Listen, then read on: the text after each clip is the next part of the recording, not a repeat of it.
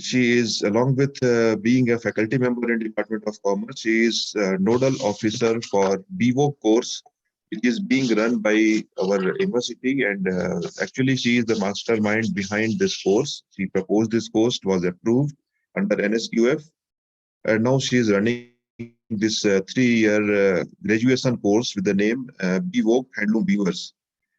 She got her education. She did double MCom, first MCom in financial accounting from University of Mumbai. Then she did another MCom under business administration from University of Pune. Then she did MPhil from Mumbai University, and then she did her PhD from Mizoram University. She joined her job in Mizoram University in 2007, and before that, she has worked as a research associate in Indian Institute of Entrepreneurship, Guwahati. Her area of interest is taxation, financial management, and entrepreneurship. She has got a very good one book published. Other than she has written more than 5 book chapters, which includes one book published from Francis and Taylor, London. She has got more than 30 articles published in various journals. She has delivered more than 10 invited lectures. She has presented more than 15 seminar papers. She has guided more than 60 MCom dissertations, 4 MPhils, and 5 PhDs, including the ongoing ones. She has completed 2 research funded from UGC. So I welcome you, madam, for this session. And she has identified a Thank you topic very much. for topic is skilling India through vocational education, the way ahead. So, madam, you may take up this session from here now. And we are having 36 participants in the course, and they're from different parts of India. Out of this, few from Mizoram University, only 4 from Mizoram. Rest all are from outside. They are not having access to audio, so they may not ask questions, but they will put up their questions in the chat box. So towards the end of the session, if any question is there, we will put up to you. So now onward, you may take the session. And as I told, I'm having a power cut here and running on UPS, so I may get disconnected anytime. So Dr. Gurram and Dr. Manai are there in the panel, so they may help if I get disconnected. Okay. Thank you, Mr. Bhatindu. The content I will share directly from here. Yes. Share the screen. Let me just try it out. Screen, okay. Screen broadcast. I'm not able to do that. It has to be share content, no? Cloud, Google Drive. Then you have to open that. Yes. I just want you to be around until I'm successful in this. Yes. No, I will remain till my UPS helps me or power restores. I'm not very technically savvy, that's why. Connect to Google Drive.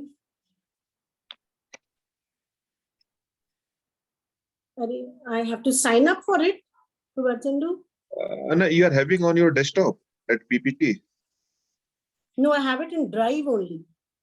That is my Drive, problem. then download it on your desktop. Download it on desktop and run it from computer. That will be easier.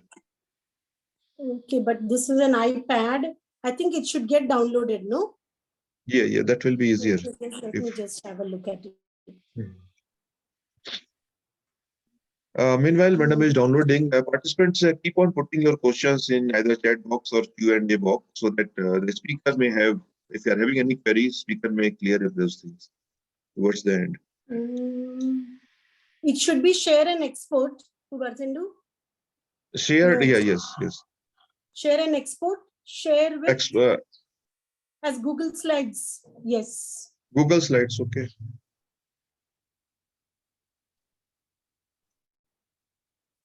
And then I think I can. Is it visible? No. Not yet, no.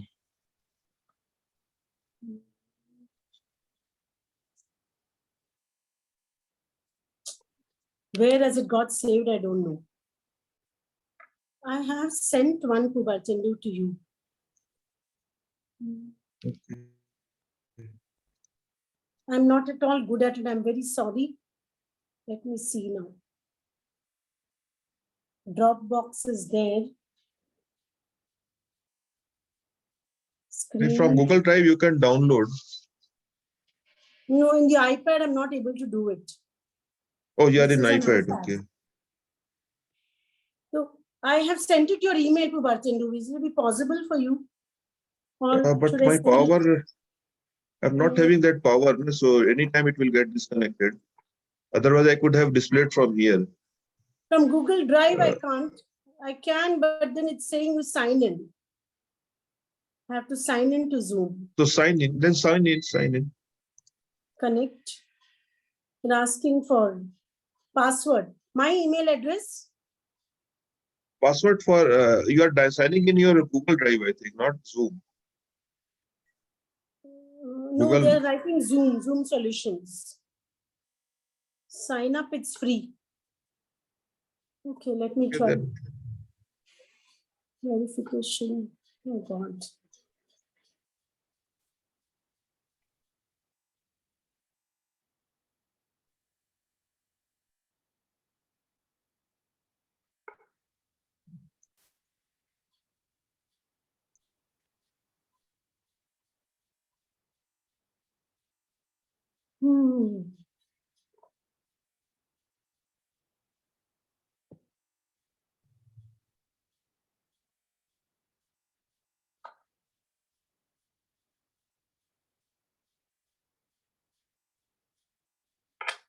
It's just not happening.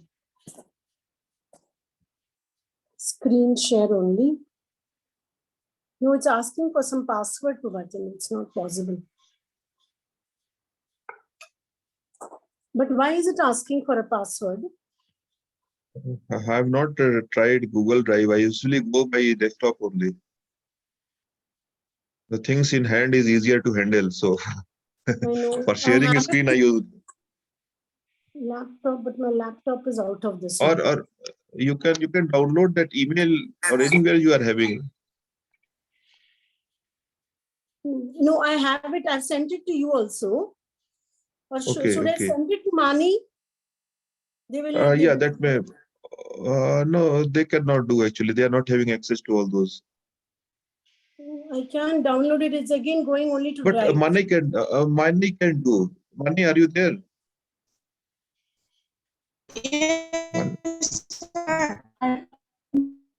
Yeah, Mani is there, so she can help. Oh, okay, power came. Okay, power came. So I think I can also do now. Okay, I have sent it to your this book, Bhartendu. Okay. It is I have in my email. I don't know how to deal with it. That's my problem. Okay, so you have sent it on my email. I've sent it to your Yahoo email. Yahoo email. Okay. Yesterday itself I've sent evening.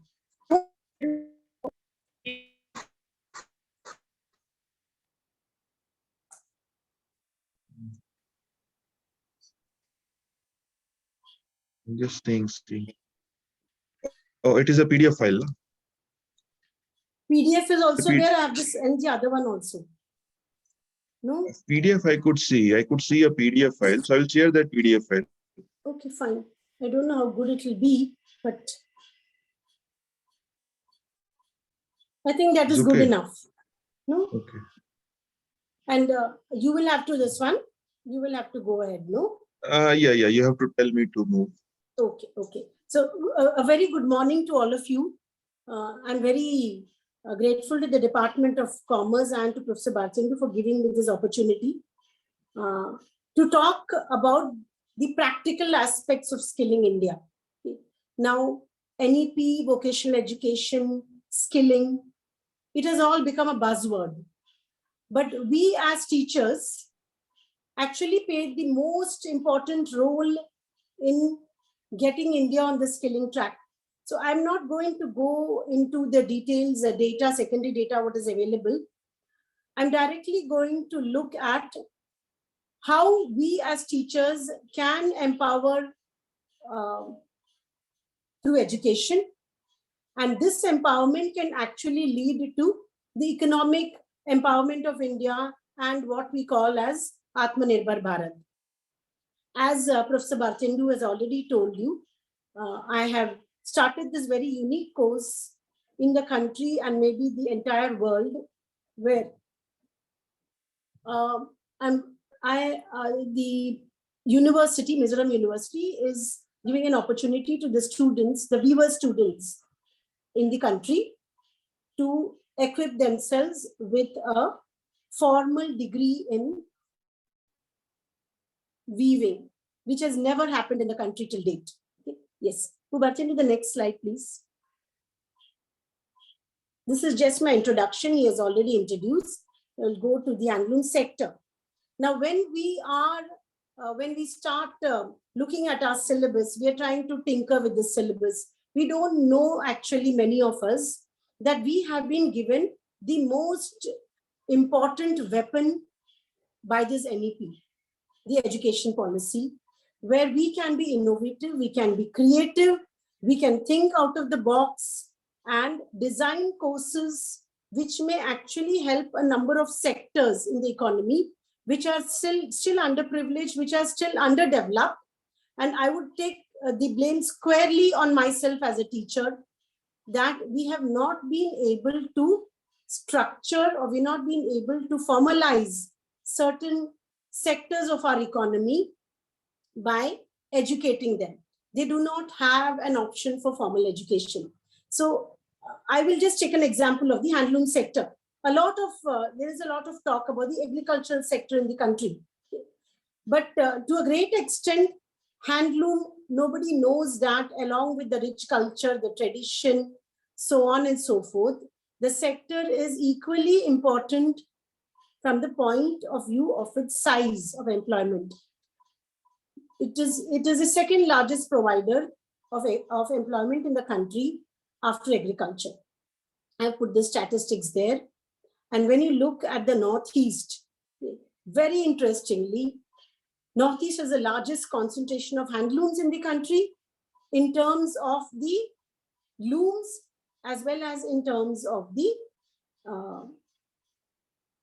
workforce. You can see that according to the recent census, which was held in the handloom sector 2019, more than 60% of the total looms are in this region of our country, and about 60% of the workforce also belongs to the sector. Now, there is another reason, if you look at it between the lines. In the entire country, the number of looms have declined, except in West Bengal and the Northeast. Now, that itself speaks a lot about the profession. This decline is due to the underconfidence of the weavers.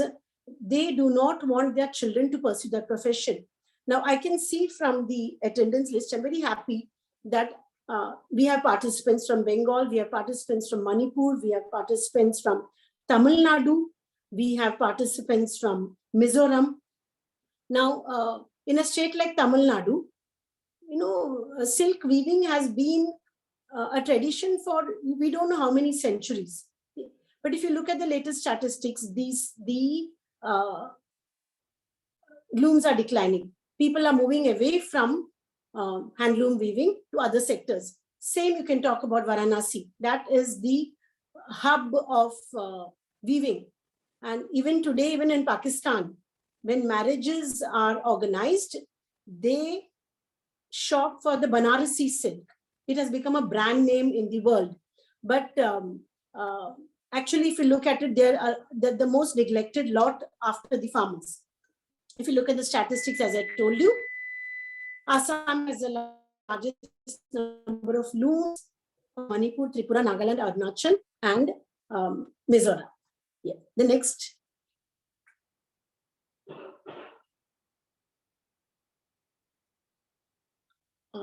I hope Pubarchendu is here. Yes, Pubarchendu. Okay. Now, when I started my work, when I started my research work in Mizoram, as Pubarchendu rightly said, I was from Mumbai through and through. I did not know anything about weaving. But when I joined Indian Institute of Entrepreneurship, I realized that the cluster development scheme I was recruited under that project, cluster development. Now, clusters are geographical concentrations. And if you look at the history of India, you look at the geography of India, you find that most of the artisans have naturally been working in a cluster. In the common parlance, it is known as karkhana. So the entire village was a factory or a karkhana, whether it is pottery, whether it is handicrafts, whether it is handloom. You have the Banaras, Varanasi, Bhagalpur, Kanchipuram, and there are numerous clusters in the country. If you look at the handloom sector alone. Now, when I started my research, my PhD research in Mizoram, I mapped a cluster in Tenzol, the Shechip district of Mizoram. And there was this one particular table which always disturbed me. Now, when we start our research, we always start with the socioeconomic characteristics. So there was one table in that, my research, where I found out that the weavers, especially girls, drop out from school education in class 7 or 8. Now that is because they are learning weaving as an apprentice, natural apprentice, family apprenticeship from their mother from a very young age. So when the girl child becomes very competent, by 13 to 14 years, the girl child becomes competent in weaving her own fabric without the support of her mother. That is when they realize that there is no point in going to school. Let us start weaving and let us start, earning a livelihood for the family. Now, this is very, very true. This is very true even of Tamil Nadu. I have a student from Tamil Nadu. He applied for my course. He was 37 years old. And he said he's from Tiruvannamalai, Arni district, Tiruvannamalai Handloom cluster in Tamil Nadu. He said, Madam, at the age of 10, we had 8 children in our family. And at the age of 10, my father said, 2 hands are not enough. I need another 2 hands to work on the loom. Only then we can feed the mouths in our family. So he quit school at the age of 10 in class 5 and never got a chance to get back to school. Now, you may say, or we may say that this formal education is not required for them. No. By the time they attain the age of 20, 25, okay, they have lost out on a whole lot of formal education skills like communication, language. So they become underconfident and they get into the vicious circle of the master weaver and get into that manipulation. Unfortunately, our schools do not offer a skill-oriented course in weaving. Now, if you look at the designs that the weavers make, they don't need to be taught algebra or geometry. We need a scale, even myself, I need a scale to draw a straight line. But I will show you the patterns, even the cloth that is there in the background there, it shows perfect symmetry. There is no mistake of even a millimeter in the designs that they make. So why should we teach them algebra, geometry, so on and so forth? Let us give them an option to get formal education in their own occupation, so that they don't get displaced from their occupation and they are able to become masters in their own profession, gain the competence of weaving, at the same time become competent in their other skills like communication, computer skills. They can go on to do computer textile design, so on and so forth. So that was a moot idea. That was the idea which triggered me to start this course. In 2016, if I remember rightly, the government, the UGC, as always, came up with a number of proposals, and I saw it on the UGC website that one could design, the teacher is given the independence, the autonomy to be designing her own course. So I said, why not do something for the weaver? Because knowledge only empowers. That I have learned, these government schemes or getting some subsidies from the government ultimately doesn't empower a weaver or an artisan as much as that education. And we are the agents of social change as a teacher. So I developed this course. I sent the proposal to UGC and it was accepted. And I also got the funding. The first installment came in. Now, as is mentioned in the slide, it is a unique course developed in the whole of India and perhaps the world, because handlooms are existing only in India. That is, you can say, we are very lucky to be having this repository of knowledge, which has, come through generations of the weavers in our country. So the overall curriculum here was designed to give training to the student on weaving also, upgraded skills in weaving, designs, etc., and also entrepreneurship and the managerial skills, marketing, communication, so on and so forth. Okay.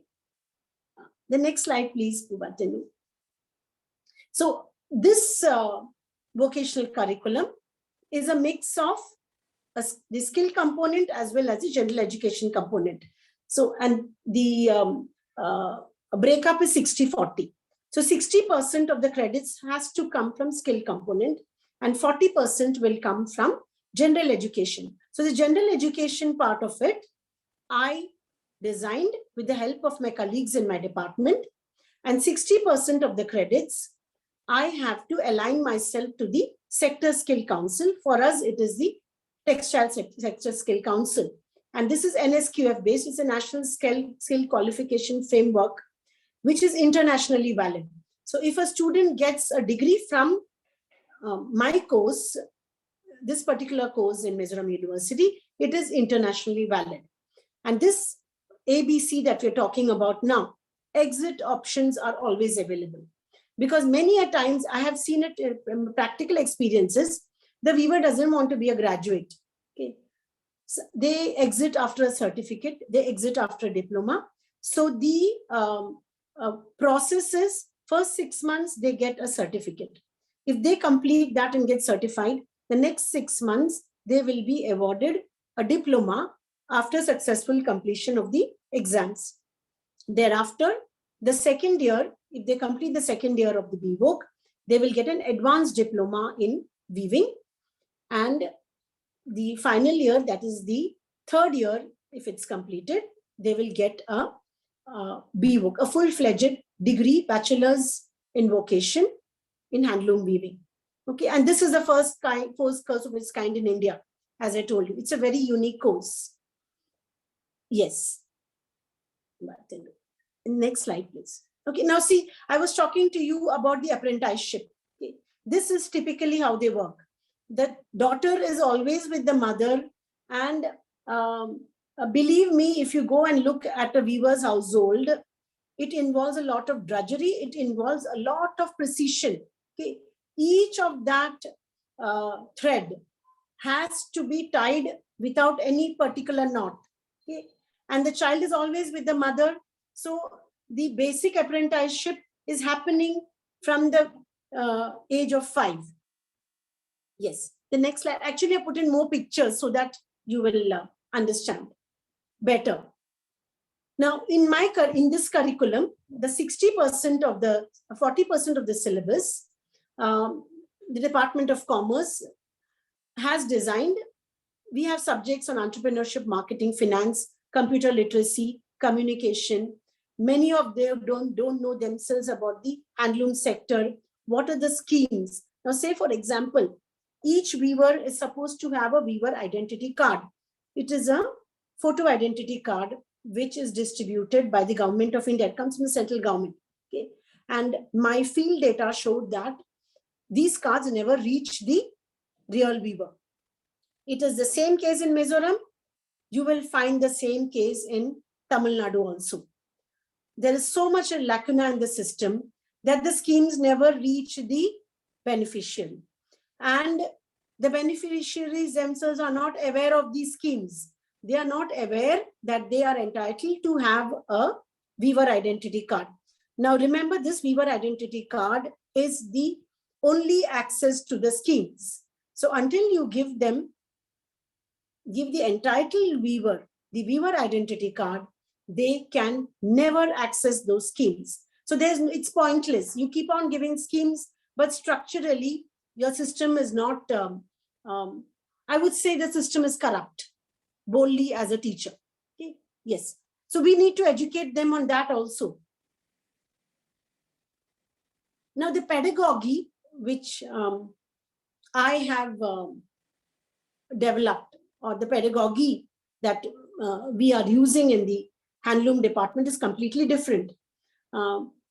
We are trying to make them practically entrepreneurs. Okay? It is not only theoretical.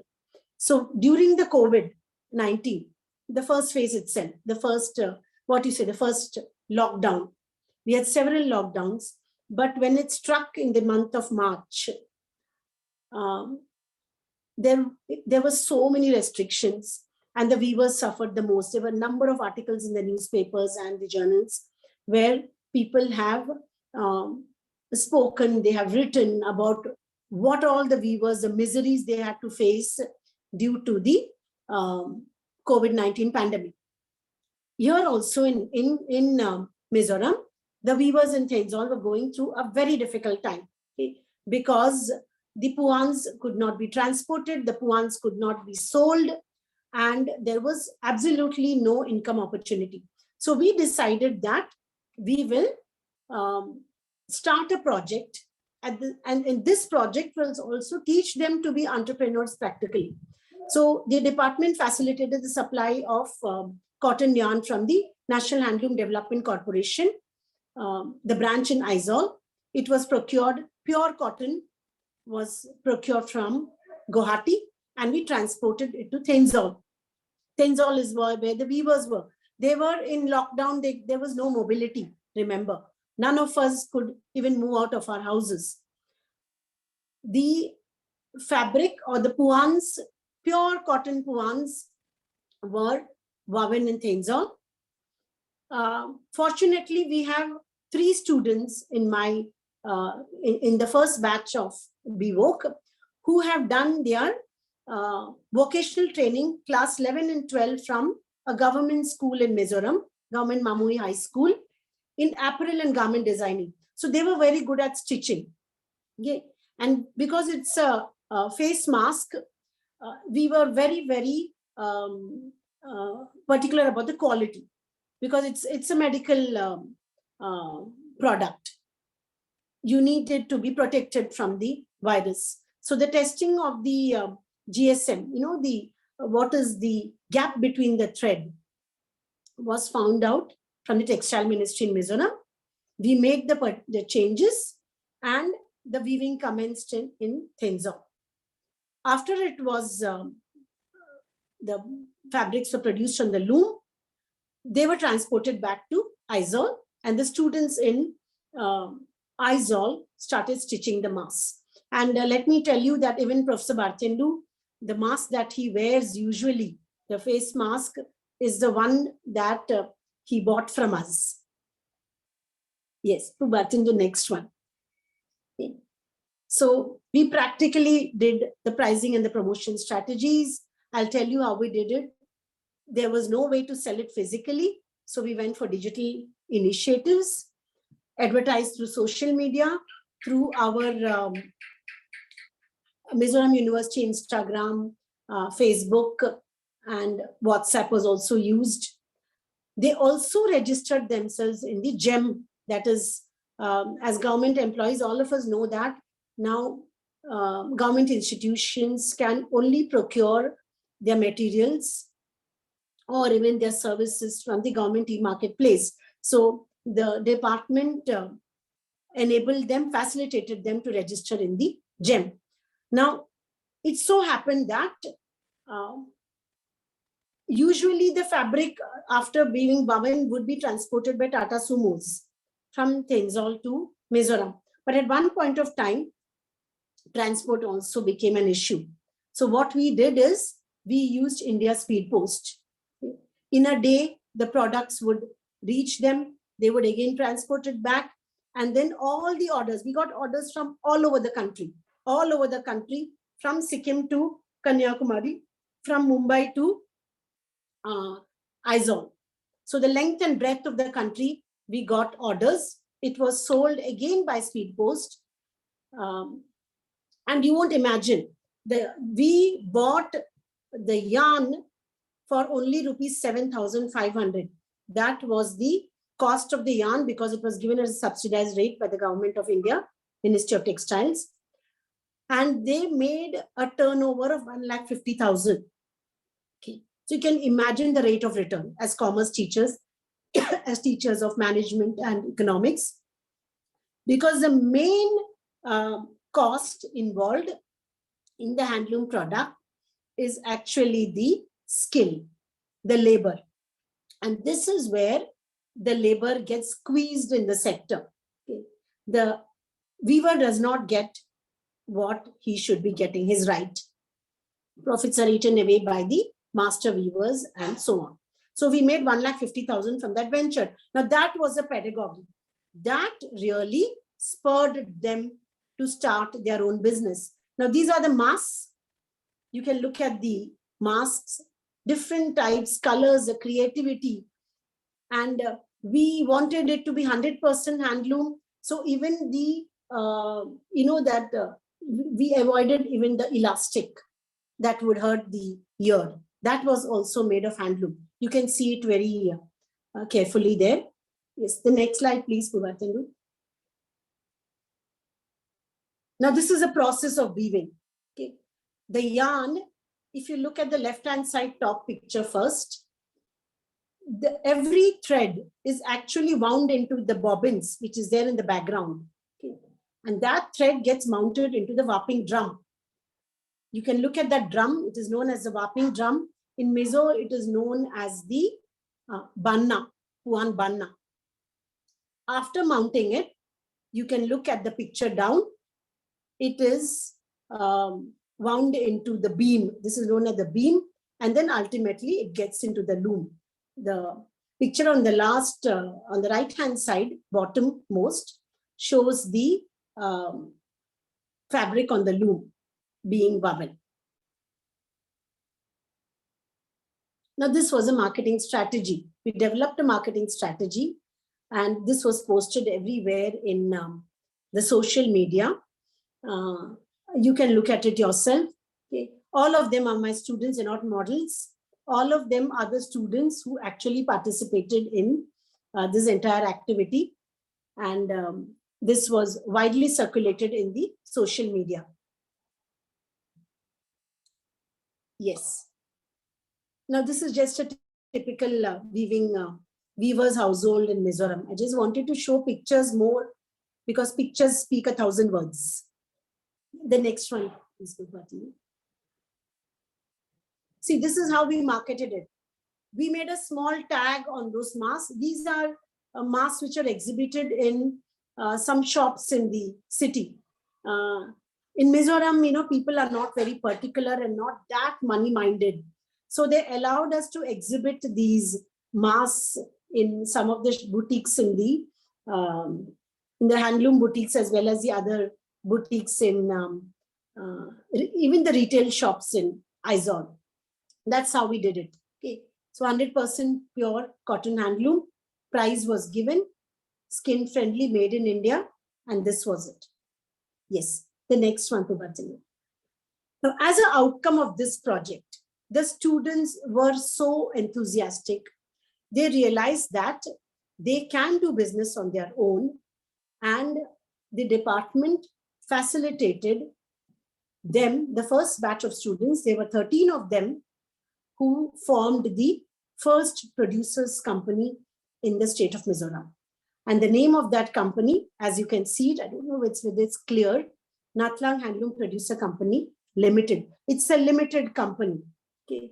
And you can see that the certificate, this is a certificate of incorporation by the Ministry of Corporate Affairs. And this was a major step towards entrepreneurship. So in a way, you can say our own department has, this is a startup of our own department on our own. So these are our students. I set up the lab. The lab was set up. We have 5 looms. We have all the accessories in the looms. And one more thing is the department itself sells its products. Now, because you're a producer company, some of them are promoters. I mean, all of them are promoters, but 5 of them are board of directors here. They are getting huge opportunities from everywhere. In the month of December, they went to Exim Bazaar, Mumbai, WTC, that is World Trade Center, and they made huge sales there. So what we do as a department also manufactures products. And when the students go, the department also sends its products so that we can earn money for the department. And we can keep spending money on the students, because as a nodal officer, I feel the students in Northeast lack the exposure. And you won't believe it. In the beginning, they were very averse to be weaving anything other than the traditional puan. So the first exhibition they went to was in Guwahati, the Look East business show. Now there they realized that all the other stalls, their puans did not sell to the extent that they expected. So the next time when they went to Nedfi Hart and to Aga Khan Convention exhibition in New Delhi, they themselves started weaving bags, cushions, table mats, so on and so forth. And they realized that this is the only way to tap the market. And that is a learning process. Okay? Rather than we teaching ourselves, when one learns by themselves, that is a lifelong learning. Yes, the next, please, Prabhachalu. I have only put it in pictures. That becomes interesting. This is the lab. The students are on the loom. The next one. Now, as I told you, we have this student from Tamil Nadu who is a silk weaver. And not only did he write the exams, but he also came here to train them as weavers. The next one. Now, this is the Iptichei. Iptichei is a special design of ethnic design, Mizo design, which is in the lab. It is on the loom now. The next one. Now, these are the exhibitions. Now, our students have gone to, this is in a year, the company was incorporated on 12th February 2021. In 1.5 years, they have got an exposure to almost, this is the 15th exhibition. Presently, there's an exhibition going on in Aizawl, a state level exhibition, and they have put up a stall there also. So this is the 15th exhibition that the students are going to. If you look very carefully, you can see the name of the stall there. It's Natlang Handloom Producer Company Limited. And you can look at the range of products. Okay. Along with the puans, you can see the bags, you can see the cushion covers, the table runners, even you can see cotton dress material there. So when they went to Mumbai, they realized that it is more important to be having innovative products which will be sold in the market. So this is one exhibition that they went to. The next. Now, this is the exhibition in that they participated in Mumbai, in the World Trade Center, which is organized by the Exim Bazaar. And let me tell you, as of today, the Exim Bank has given us 5 lakhs as CSR funds. And they are going to NIFT Hyderabad next month. The tickets have been booked. They're going for a design training of 10 days to Hyderabad. So that's how we are trying to develop the course as much as we can. Now look at the range of products. The right-hand side, you can see are the silk saris. The Tamil Nadu weavers got the silk saris, and the weaver is from Tiruvannamalai, who also had an opportunity. So you look at the varied products, you will find the number of puans have reduced in Mumbai. and you can see the entire range of products for yourself. That's a learning experience. In 2 years, they have learned themselves. Okay. You have the table runners and pure cotton, all of them. This is, so, when I went to Tenzol, they were all weavers who were underconfident. Now look at them standing there for the Lookie's business show. Their confidence has improved. And let me tell you, some of them had left their education for 12, 13 years. They did not have an opportunity to study because there was no course on weaving, and they have come back to formal education. These are all my students standing there along with my faculty, with the Exim Bank officer. Yes, the next one. Now, another very important step that, or you can say a very good development that took place for our department is that for the very first time in the country, the handloom, the convocation gowns of the VVIPs were designed, woven and stitched by our students. Okay, you can look at the VVIPs standing there, and all of them were 100% hand woven by our students. Even the stitching was done by our students, and the President of India, the Governor, the Chief Minister, the Registrar, and our Honorable Vice Chancellor, all of them are wearing Mizo handloom puans. And I think this is the first time in the country that the students of a university are designing, weaving, and stitching the gowns of the VVIPs. Yes, the next one. Now, please have a look at the convocation hat. Okay, usually the hats are fixed. So then there is a problem with the size. They were so innovative. This was done in Tenzol, 100% handloom. They came up with a different kind of mechanism where the hat of the convocation gown could be fixed and it could be flexible depending on the size of the person wearing it, the size of the head. Now, this was very innovative. And you look at it, even the designs, everything has been woven in Tenzol.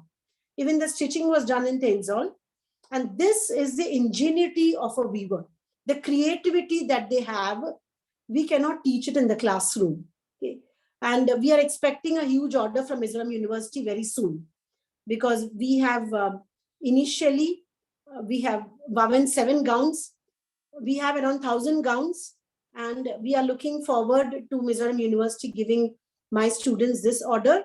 And it will be a very good business proposal as well, where the university is helping out their own students. And you won't believe it, the price at which the price at which they got this convocation gown was 50% less than what they used to pay previously.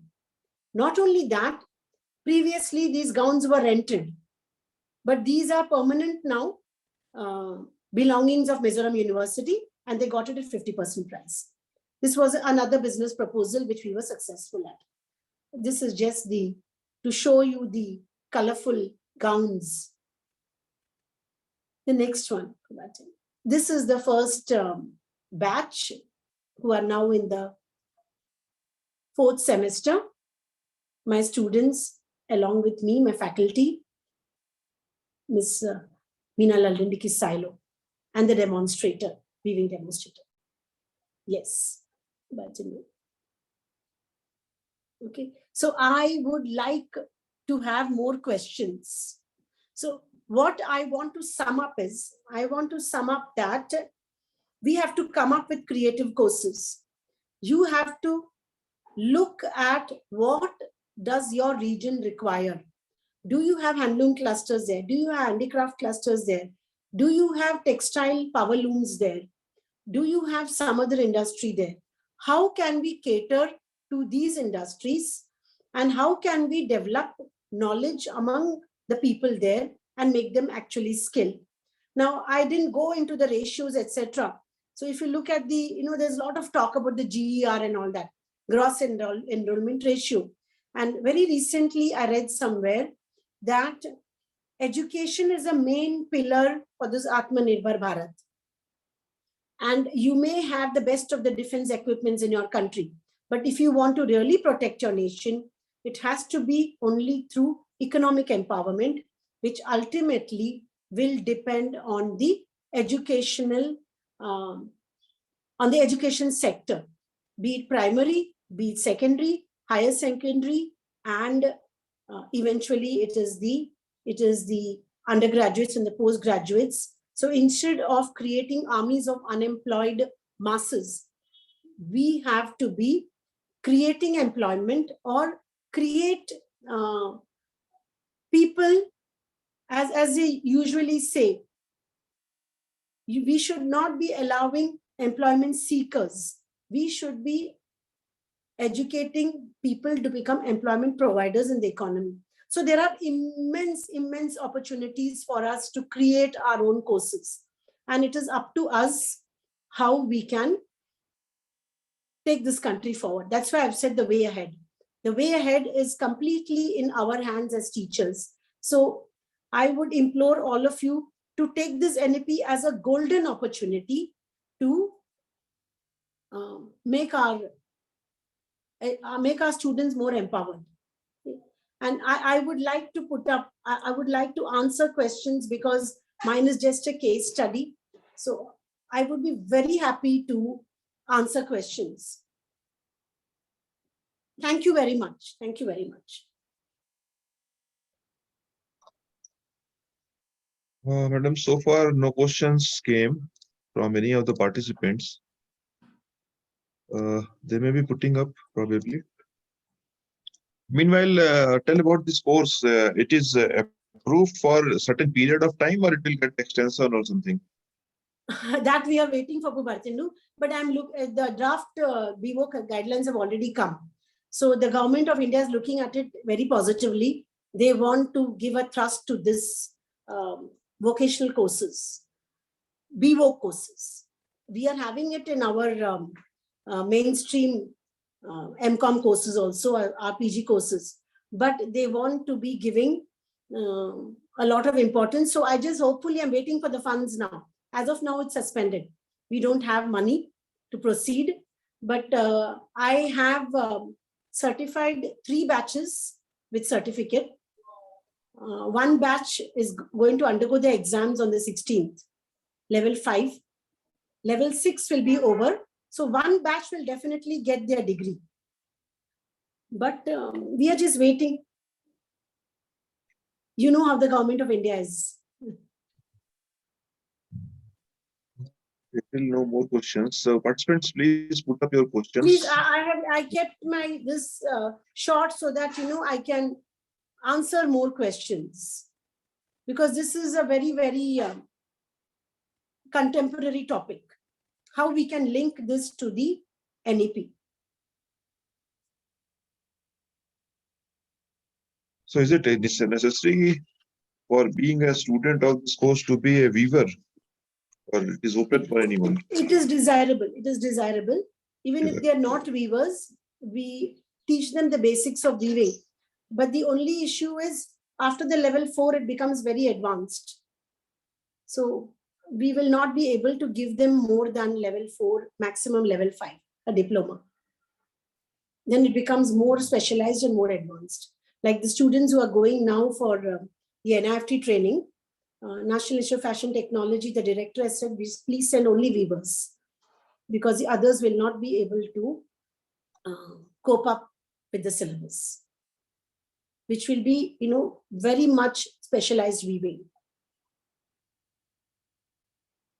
Yeah, I'm expecting questions from the participants.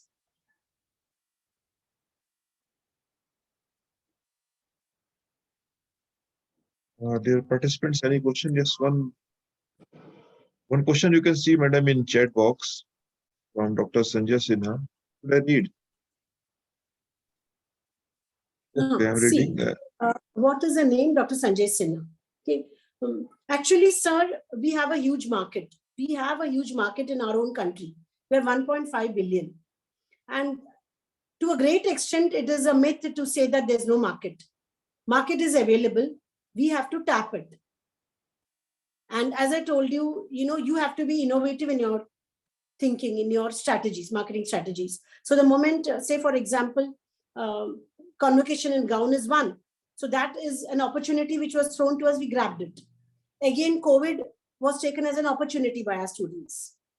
So though it was a pandemic, so it depends on how you are able to improvise, how you are able to snatch this market, how to create a course like this. Okay. Now the UGC comes up with proposals. Another proposal will be coming up very soon. I've heard through grapevine that they come up with advertisements where we can apply for the course. The format is given, the budgeting is given, everything is given. So we have to apply for it and then wait for the acceptance. Okay. So when I applied in the month of April 2017, by September, my course got shortlisted and the funds came in. So you have to just look at the UGC website for the format. And the format is given, it is completely up to our creative thinking as a teacher, what course is going to fit in, and one of the important criteria is that one has to have at least minimum 15 students. If you cannot get 15 students, they will not give approval. So you have to look at the demand part of it. How many students would enroll for your particular course? I think that is one question which came up.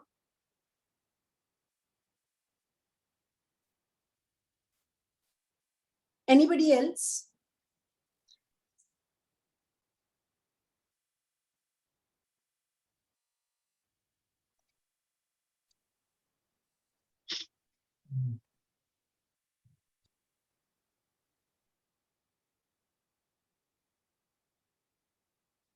Higher educational opportunities, again, as I told you, because this is a unique course.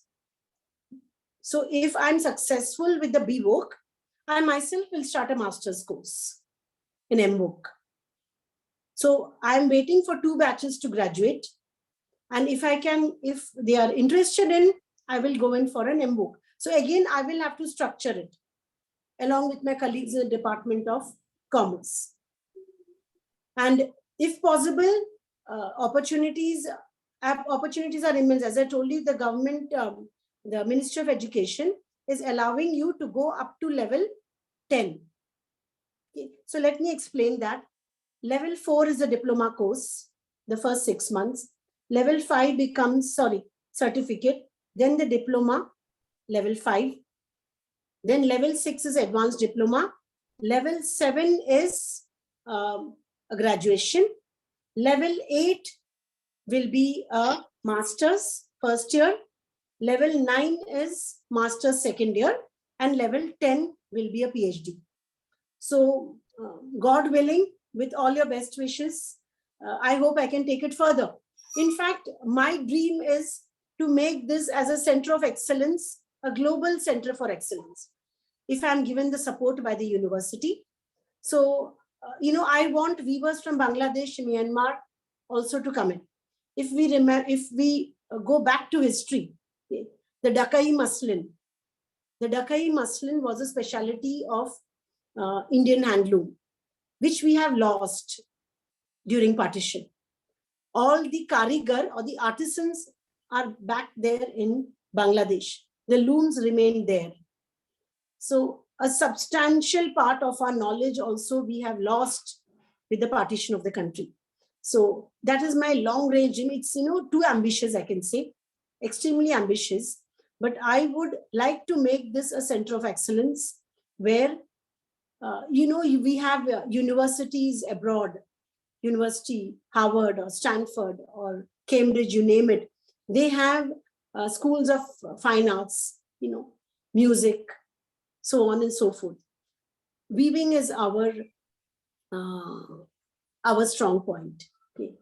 So why not have in the long run a school of international weaving, where the best of the weavers will come to our country.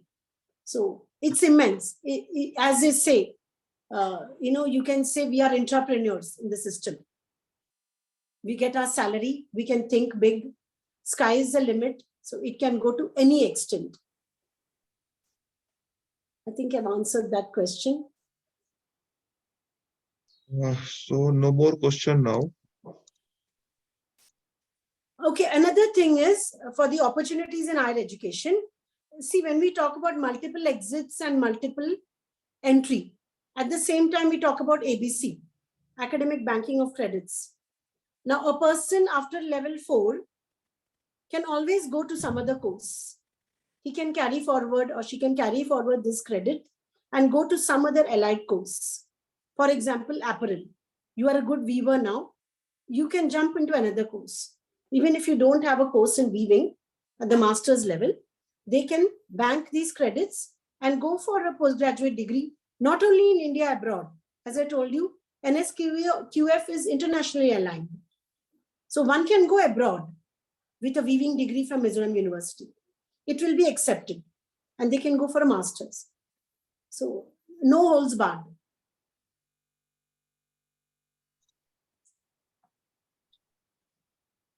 Any other questions which you would like to ask me?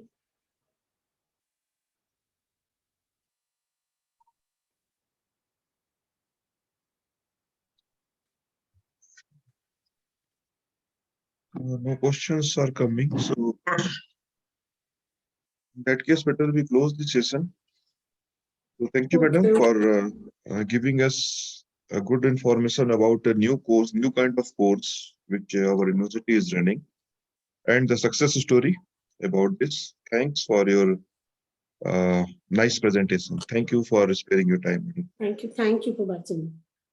Thanks a And, lot. now participants will be having next session as separate schedule, and the expert for that session will be Professor Uma Sim. He is head Department of Commerce, Manipur University, and he will be talking about hypothesis testing in research. So please join at 1:30, that is scheduled time.